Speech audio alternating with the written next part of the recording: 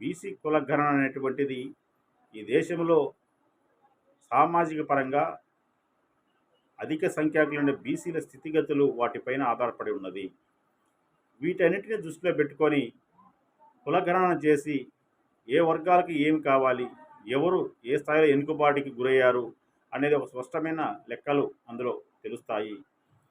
స్థానిక సంస్థల రిజర్వేషన్లు కానీ, బీసీలకు చట్టసభల్లో రిజర్వేషన్లు కానీ, మహిళ కోటా కానీ, అన్ని అంశాలు కూడా వాటితో ముడిపడి ఆ కార్యక్రమానికి పూనుకోకపోవడానికి పార్టీలు లక్ష్యం అనేది తెలుస్తున్నది.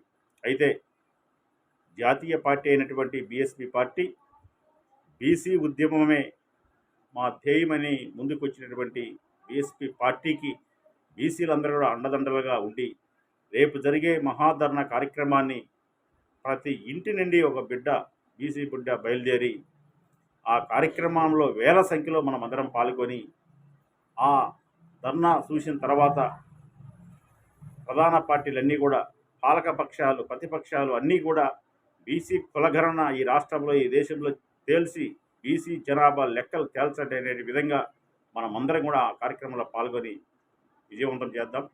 జాతీయ బీసీ చైతన్య సమితి తరఫున అన్ని జిల్లాల నుంచి కూడా ముఖ్య లీడర్లందరూ కూడా ఆ కార్యక్రమంలో పాల్గొని మనమంతా విజయవంతం చేద్దాం. ఒక్కసారిగానే మనం టైం వెచ్చించుకోకుండా మన సభలు పెట్టినప్పుడు మనం పాల్గొనకుండా ఆ సభలకు మనం హాజరు కాకుండా ఉంటే ఎన్ని సంవత్సరాలైనా ఎన్ని తరాలైనా మన బతుకులు మారవు. ఇకనైనా అందరూ స్పందించి రేపు 10 చౌకులో వేలాది కొని మన అంటే ఏంది, ఎంత సంఖ్య ఉంది, బీసీలో మొదలైతే ఏ స్థాయిలో ఉంటుంది సమాజానికి మనము తెలియజెప్పాలి.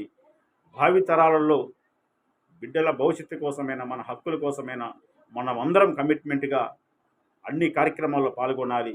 మనం వేల సంఖ్యలో ఆడికి హాజరైనప్పుడు ఆ రిపోర్టు ముఖ్యమంత్రికి, ప్రధానమంత్రికి, ఇంటెలిజెన్స్ వర్గాల ద్వారా అందరికీ కూడా వెళ్ళిపోతుంది.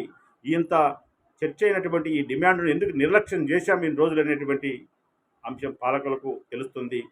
బీఎస్పీ పార్టీ ముందుకు వచ్చిన ఆనాడే కాంశీరామరావు గారు ఈ దేశంలో భారతదేశ సమస్య బీసీల సమస్య అని ఆనాడు చెప్పడం జరిగింది.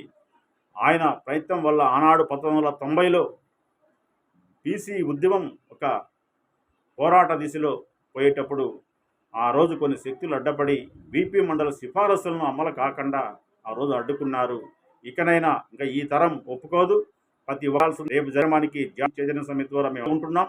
అదేవిధంగా ప్రతి జిల్లా నుంచి కూడా బీసీ బిడ్డలు పాల్గొని రేపు జరిమాన్ని విజయవంతం చేద్దామని విజయవాడ ధర్నా చౌక్లో రేపు 10 గంటలకు జరిగే కులగణన మహాదేవంతం తీసుకుంటూ